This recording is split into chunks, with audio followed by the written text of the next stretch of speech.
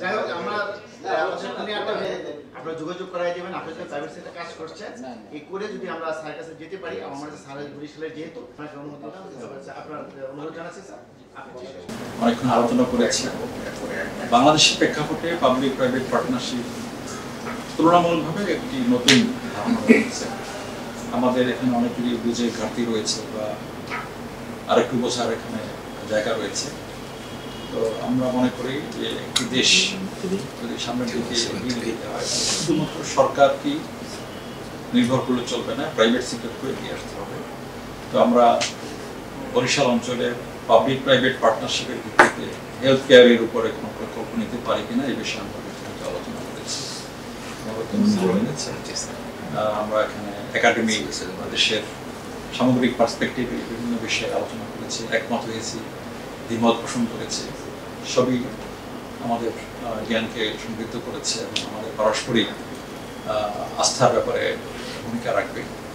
বিশেষ করে শেরেবাংলা মেডিকেল কলেজের ডিরেক্টর মহোদয়, সিভিল সার্জন মহোদয় আপনারা যে প্রস্তাব দিয়েছেন, সেখান থেকে আমরা আশা করি ভবিষ্যতে একটা প্রকল্প আমরা সাকসেসফুলি নিয়ে আসতে পারি, সেটা এত অঞ্চলের মানুষের হেলথ কেয়ারের ক্ষেত্রে ভূমিকা রাখবে।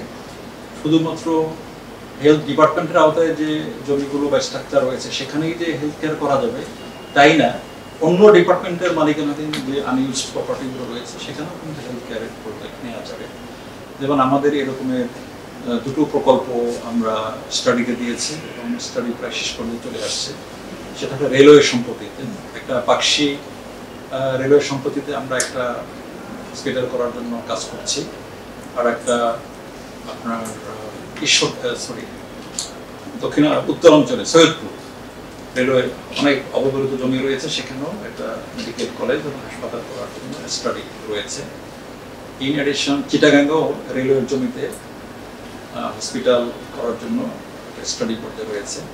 তো আপনাদের মেডিকেল কলেজ বা স্বাস্থ্য বিভাগের আওতাধীন স্ট্রাকচার এবং প্রপার্টি ছাড়াও অন্যান্য ডিপার্টমেন্টে যদি থাকে, সেটা জেলা প্রশাসকের আওতায় 1 নম্বর খাসকতিনের জমি হতে পারে অথবা অন্যান্য ডিপার্টমেন্টের জমি হতে পারে। যদি খালি পড়ে থাকে খাস জমি হলে হবে, সেটা ইনিশিয়েটিভ নিতে হবে ওই জমির যে মালিক সেখান থেকে, অর্থাৎ জেলা প্রশাসক মহোদয়ের তরফ থেকে ইনিশিয়েটিভ নিতে হবে।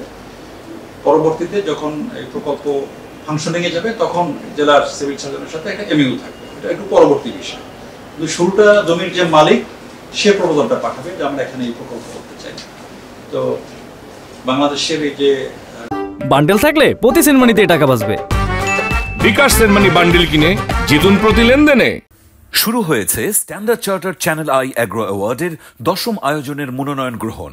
এবার নতুন ক্যাটাগরি বছরের সেরা ছাদ কৃষক সহ মোট 13টি ক্যাটাগরিতে পুরস্কার প্রদান করা হবে।